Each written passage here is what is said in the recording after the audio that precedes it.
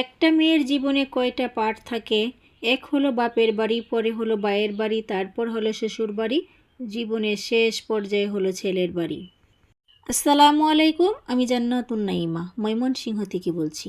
আশা করি যে যেখান থেকে আমার ভিডিওটি দেখছেন সবাই ভালো আছেন, সুস্থ আছেন। আলহামদুলিল্লাহ, যে বাড়িতেই যাই না কেন সব বাড়ি যেন আল্লাহ পাক আমাদেরকে মানিয়ে নেওয়ার তৌফিক দান করেন। এই ভিডিওটা হচ্ছে তারাবি নামাজের পরে, যেহেতু ভোর রাত্রে খেতে হবে, রোজার মাস। ভোর রাত্রের রান্নাটা আমি আগে ভাগেই করে নিচ্ছি, পরে যাতে কোনো ঝামেলা না হয় বা কষ্ট না হয়।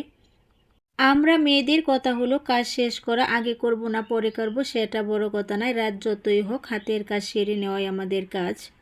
ছেলের পছন্দ মতো একটু মুরগির মাংস রান্না করে নিচ্ছি, সাথে কিছু আলু দিয়ে দিব। মুরগির মাংস চুলার মধ্যে রান্না হতে থাক, আর এদিকে আমি আলুগুলো ছিলিয়ে নেব।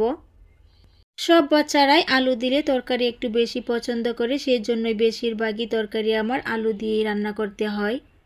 আমি মনে করি সব বাচ্চাদেরই আলু অনেক বেশি প্রিয়। রান্না বসিয়ে দিয়ে আমি অন্য কাজগুলো গুছিয়ে নিচ্ছি। খুব মনোযোগ সহকারে সংসারের কাজ করি, আমার ছেলে আমার সংসার এই ভেবে। আদৌ কি আমি আমার স্বামীর যোগ্য হতে পারছি কিনা এটা কিন্তু আমার জানা নেই। একটা মেয়ের পক্ষে অনেক কঠিন তার শ্বশুরবাড়ির মানুষের মনের মতন হওয়া। আমরা বাড়ির বউদের ছোটোখাটো অপরাধগুলো কিন্তু শ্বশুরবাড়ির মানুষের কাছে অনেক বড় অপরাধ।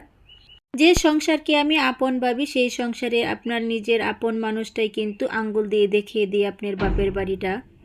মাঝে মধ্যে তো আমি ভাবি, আমি যখন শাশুড়ি হব আমিও কি এমন করব? আল্লাহ পাকের কাছে হাজার বার বলি, আল্লাহ পাক যেন আমাকে এইরকম রূপ না ধারণ করায়। কেন জানি না বউ শাশুড়ির মধ্যে এমন রূপ ধারণ করে। বউ শাশুড়ির এই প্রতিহিংসা যেন আমাদের সমাজ থেকে আল্লাহ পাক উঠিয়ে নেয়। তাহলে মনে হয় সব মেয়েই সুন্দরভাবে সংসার করতে পারবে। এদিকে আমি আমার সেহরির সম্পূর্ণ রান্নাবান্না প্রায় শেষ করে ফেলছি, ধুয়ে মুছে সব পরিষ্কার করেও ফেলছি। আমি যেমন এই সংসারটাকে আপন ভাবি, আল্লাহ পাক যেন আমার এই সংসারকে সারা জীবন আমার কাছে এরকম আপনই রাখে।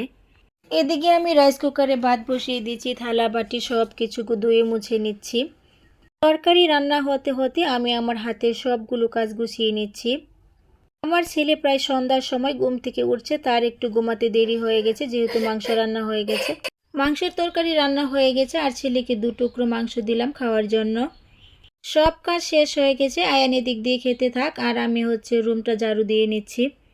ভিডিওটি দেখতে দেখতে ভিডিওর কোনো অংশে যদি আপনাদের কাছে ভালো লেগে থাকে তাহলে প্লিজ একটা লাইক দিতে ভুলবেন না। আপনাদের সকলের সুস্বাস্থ্য কামনা করে আমি আজকের মতো বিদায় নিচ্ছি। আসসালামু আলাইকুম ওয়া রাহমাতুল্লাহ।